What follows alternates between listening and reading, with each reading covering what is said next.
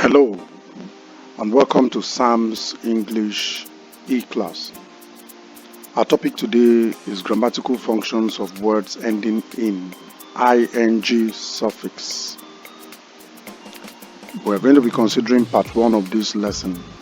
This is October 2023. This lesson is brought to you courtesy of Sam's ESL, EFL, E-Tutorial C. We are based in Yanagwa, Bayelsa State. Once again, thank you for joining me. My name is Samuel Ikechukwu Emochuogun. Now, when we talk about words ending in ing, interestingly, it is important to note that such words can be referred to as gerunds, that is when they function as nouns, and they can also be referred to as participles when they function as verbs. Alright, so today we are going to be considering the various grammatical functions of such words. Okay, now when we say words with ing, remember we're talking about basically verbs plus ing. Okay, as you can see there. So basically we are referring to verbs plus ing. So what are we talking about? We're going to be looking at the various grammatical functions of such words. Okay, so here are the basic function. Now, 1, they can function as gerunds. What then is a gerund? A gerund is a verbal noun. It's a verb plus ing that functions as a noun, as you can see on the screen there. A verb plus ing that functions as a noun is referred to as what? A gerund. So take note, that is actually what a gerund is. Now, like I said, it's a verbal noun, and then when they function as a noun, that is when we refer to them as gerunds. Okay, now the gerund itself, when they function as a noun, they take various positions in a sentence, and such positions will be referred to as sentence elements. So let's find out the various positions and the elements they can, of course, take in a sentence. Now, let's take a look at this. So gerunds can function as subjects of the sentence. Subject of the sentence. So take a look at this. What you have on the screen there is a sentence. Swimming is my favorite activity.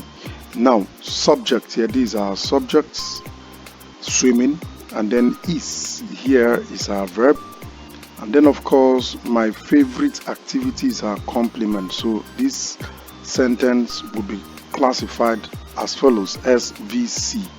Okay, now that is 1.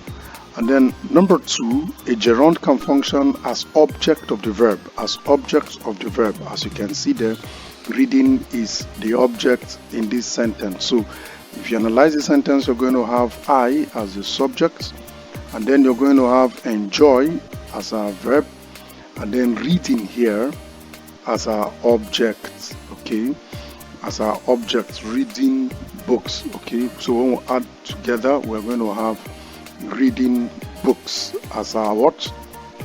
Object. Okay, now we'll take a look at the next one here.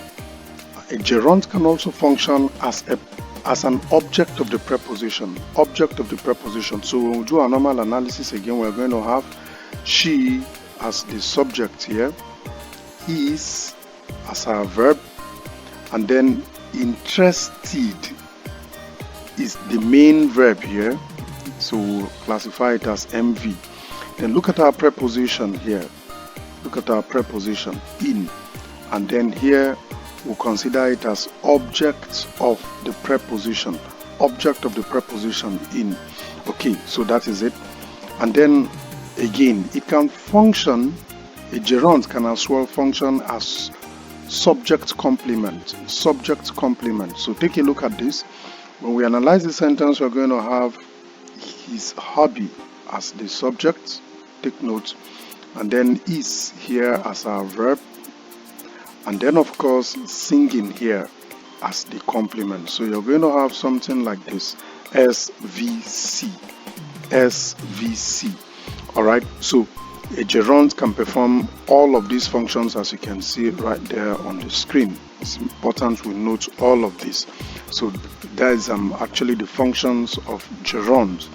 Now, again, we'll be considering another function of ing words. Now, ing words can also function as adjectives. Okay, now when they function as adjectives, we refer to them as derived adjective or participial adjective. Now, as you can see there, ing ending words can also function as adjectives.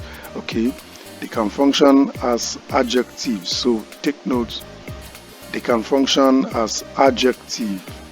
So forget about that. Now, in this case, when they function as adjective, we refer to them as derived adjectives. So these adjectives are derived from verbs, okay? And generally they modify nouns. So just like we know, an adjective is any word that can modify a noun. Any word that can modify a noun or a noun equivalent is known as an adjective. Okay, so generally when they function as adjective, they modify nouns. Now let's see a few examples.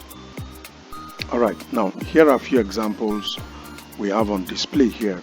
Now take a look at this. These drinking cups are beautiful. So drinking here functions as an adjective. Okay, take note, it functions as an adjective. All right, and then modifying the noun cups. Now take a look at the next example. As you can see right there on the screen, in the next example, he saw the running dog. He saw the running dog. Okay, now the next one there, running is the adjective. Now that is an ing word now performing the function of an adjective. Okay, here we have another one. We watched the breaking news on NTA. So please take note, the words in red fonts are adjectives. They are ing words performing the function of an adjective. Okay, while the words in green fonts are clearly, as you can see there, are clearly nouns. All right, now I expect you to watch out for part 2. Watch out for part 2 shortly. All right, at this point, we shall call it a day. Thank you once again for listening. My name is Samuel Ikechukwu. Once again, I sign out here until we meet again next time. Bye for now.